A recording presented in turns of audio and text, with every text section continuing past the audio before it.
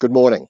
Angus Taylor is having real trouble articulating what he thinks, and pretty quickly because he doesn't have a lot of time to turn around the Liberal Party performance. He's got to have a clear vision of what he wants to achieve in the leadership, and he's got to trust the Australian people to listen to what he has to say.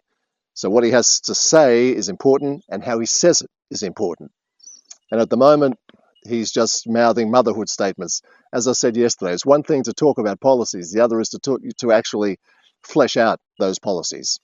At the weekend, when both Angus Taylor and his deputy, Jane Hume, were having trouble putting flesh on the bones of their immigration policy, they're just talking about changing it.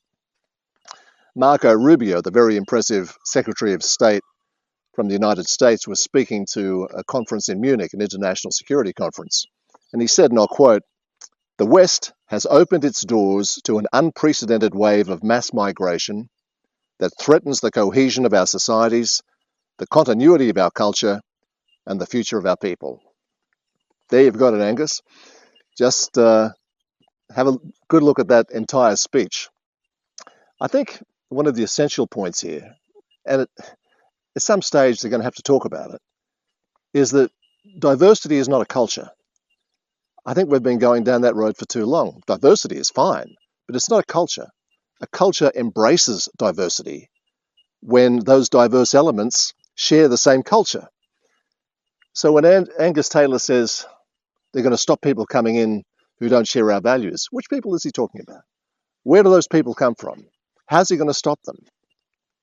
It's a big issue, and one hopefully he'll find the words to address.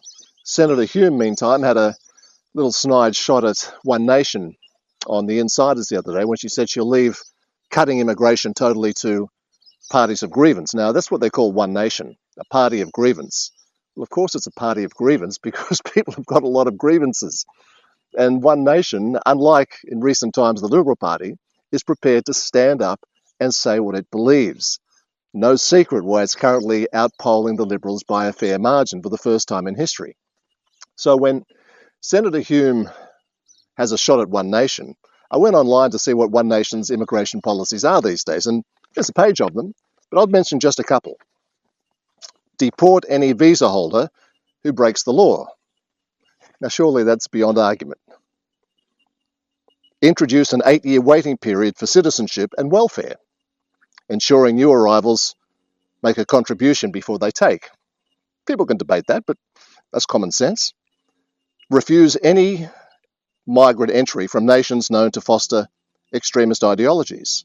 Refuse entry to migrants from nations known to foster extremist ideologies. Now, their policy, Senator Hume, their policies, Mr. Taylor.